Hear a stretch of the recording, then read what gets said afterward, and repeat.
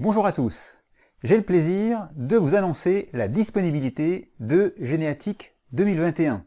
Ça fait plusieurs mois qu'on y travaille, on a essayé de prendre un petit peu toutes les innovations que vous nous suggérez, on a pas mal réfléchi, on a pas mal échangé, discuté.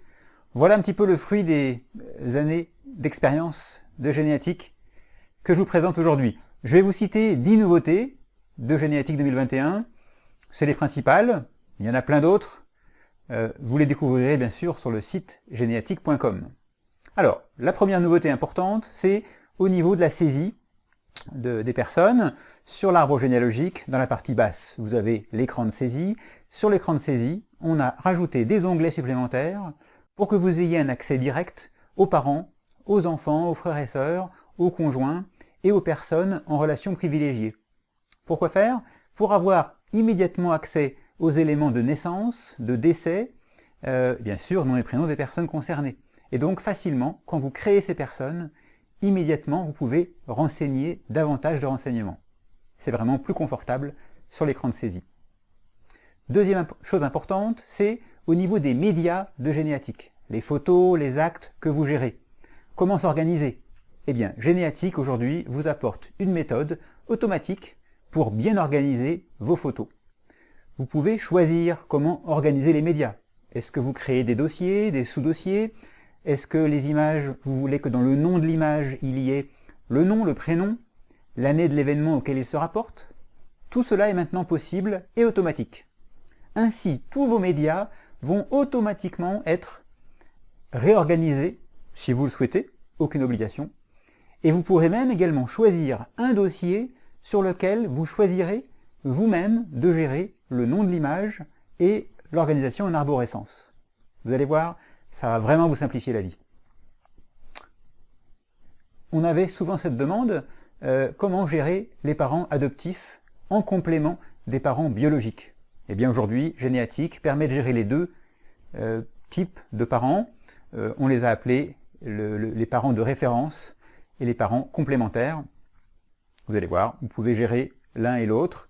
Et sur l'arbre généalogique, vous allez pouvoir choisir soit de faire apparaître les 4 parents, les 2 groupes de parents, ou alors choisir de faire apparaître seulement les parents dits de référence. Cela peut être les parents adoptifs ou les parents biologiques.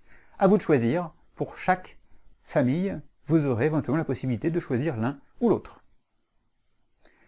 Nouvelle possibilité également, 4e point, de gérer le stockage sur le cloud. Le cloud, l'internet, c'est-à-dire que vous allez pouvoir utiliser les services, en plus des services de Protectis que CDIP vous propose pour les sauvegardes, vous allez aussi maintenant pouvoir utiliser Google Drive pour archiver, pour stocker votre généalogie. Vous pourrez aussi utiliser Microsoft OneDrive ou enfin le traditionnel Dropbox. Voilà, les 3 possibilités vous sont maintenant offertes. Nouvelle possibilité, 5e point, sur les relations privilégiées. Vous allez pouvoir rajouter à toutes les personnes de votre généalogie des personnes que vous aurez envie d'associer à ces personnes de la généalogie. C'est ce qu'on appelle les relations privilégiées. Eh bien, vous allez pouvoir créer des personnes qui n'ont pas forcément de lien de sang avec ces personnes, et ces personnes en relation privilégiée pourront également s'ajouter sur l'arbre généalogique, s'afficher sur l'arbre généalogique. 6e point, l'enregistrement en lot de plusieurs captures d'écran d'un même acte. Oui, parce que vous êtes sur les archives, vous êtes connecté à l'internet, vous capturez une image, puis une deuxième, puis une troisième, tout ça parce que c'est un acte sur plusieurs pages. Ou parce que vous grossissez beaucoup le document à l'écran pour avoir une très bonne qualité, et donc vous faites plusieurs captures d'écran. Eh bien, tout ça maintenant, le même acte en plusieurs parties, ou en plusieurs pages, eh bien ces 3, 4, 5 captures d'écran que vous allez faire vont pouvoir maintenant se faire enchaîner en lot, et tout ça va automatiquement s'enregistrer directement sur l'événement de votre choix. C'est donc plus rapide.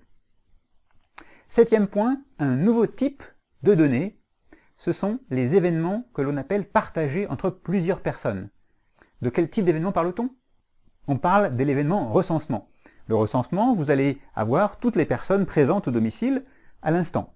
Eh bien, ces différents relevés, cet événement qui contient toutes ces données, va automatiquement être partagé entre toutes ces personnes concernées, et donc que vous soyez sur les enfants, le conjoint ou peut-être le grand-père qui était aussi présent à la maison, eh bien, sur toutes ces personnes, vous aurez accès à la même donnée, et vous pourrez bien sûr compléter l'information depuis l'une ou l'autre de ces personnes. C'est la même chose pour une photo de groupe. Une photo de groupe, vous allez pouvoir identifier qui est qui sur la photo. Cette photo sera connectée à plusieurs personnes. Eh bien, depuis toutes ces personnes, vous aurez aussi accès du coup à cette image de groupe. 8e point, un nouveau document. Le document s'appelle le tableau chronologique. Cela permet de présenter tous les événements de la personne avec la possibilité d'y glisser des faits historiques. Vous aurez aussi les naissances des enfants, vous aurez aussi la naissance et les décès des proches. Bref, un document récapitulatif de la vie de la personne. 9e point, la mise en évidence des jumeaux sur l'arbre généalogique. Ben oui, on a tous des jumeaux, des triplets peut-être dans nos généalogies. Eh bien aujourd'hui, dans Généatique, graphiquement, vous verrez automatiquement les liaisons un peu différentes qui permettent tout de suite de comprendre qu'il s'agit de jumeaux dans la généalogie. Enfin, le 10e point qui m'a paru important de vous donner maintenant, c'est au niveau de l'arbre généalogique. J'ai proposé 3 modèles d'arbres généalogiques que maintenant vous avez directement accès à ces 3 modèles aujourd'hui avec ces 3 petites icônes, 1, 2 et 3, que vous avez à gauche de l'écran. Et simplement en basculant du mode 1 au mode 2, vous avez une autre vue de la généalogie. Mon idée, c'est que le mode 1, c'est donc l'arbre généalogique mixte. Vous avez à la fois la partie ascendante, descendante, et aussi les personnes privilégiées en relation privilégiée qui apparaissent à l'écran. Le mode 2 sera plutôt un mode de type ascendance. Et comme ça, on a la vision sur 5 générations de l'ascendance, avec de quoi faire pour redescendre également les branches lorsque vous êtes parti assez haut dans la généalogie. Tout ça, c'est donc les nouveautés de Généatique 2021 que vous allez découvrir en détail, si vous le souhaitez, sur le site généatique.com. Pour finir, je voulais vous parler du passeport Généatique 2021. Ce sont des vidéos que j'ai enregistrées, vidéos pédagogiques, où j'explique pas à pas ces séquences pour vous aider à bien utiliser les fonctions avancées de Généatique 2021.